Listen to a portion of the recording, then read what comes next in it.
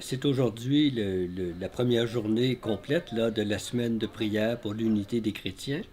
Et ça devient une petite tradition ici à l'Église unie Saint-Pierre d'organiser un atelier biblique écuménique où on invite des personnes. Il y avait des personnes de l'Église anglicane, de l'Église catholique romaine et puis peut-être d'autres confessions que je ne saurais pas nommer. Un bon noyau de la paroisse Saint-Pierre. Et cette année, le thème, c'était la violence religieuse. Et comme c'est un atelier biblique, alors on s'est centré sur le chapitre 18 du premier livre des rois, parce que c'est un chapitre très violent où, au nom de Dieu, au nom de Yahvé, le prophète Élie fait massacrer 450 prophètes du dieu cananéen Baal. Alors ça laisse toujours un peu mal à l'aise de voir un texte comme celui-là dans la Bible. Et c'est pour cela que dans le contexte où il y a beaucoup de violences religieuses dans le monde d'aujourd'hui, nous avons choisi de regarder ce texte du livre des rois. On a d'abord, dans un premier temps, on a échangé ensemble pour voir où est-ce qu'on voyait de la violence religieuse dans le monde d'aujourd'hui.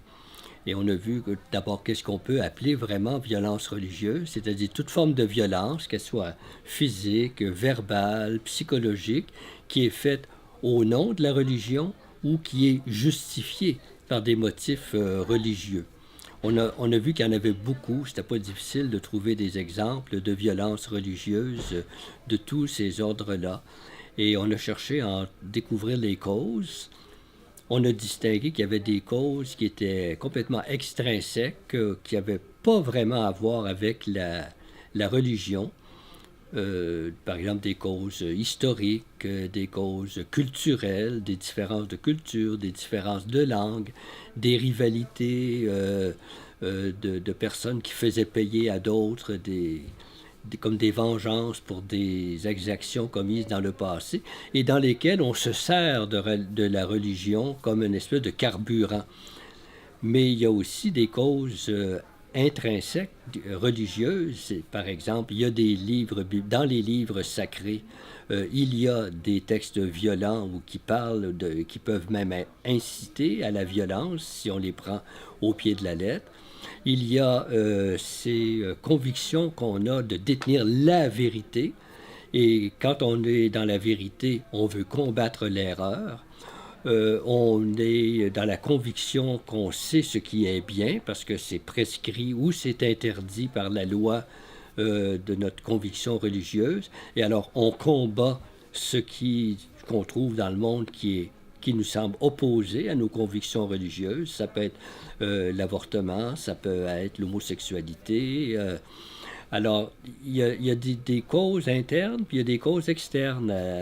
Et puis, il y a des facteurs psychologiques. Il y a des gens qui ont un esprit dogmatique. Il y a des gens qui sont des fondamentalistes, c'est-à-dire qui absolutisent absolument tout, qui n'ont aucune place pour le relatif.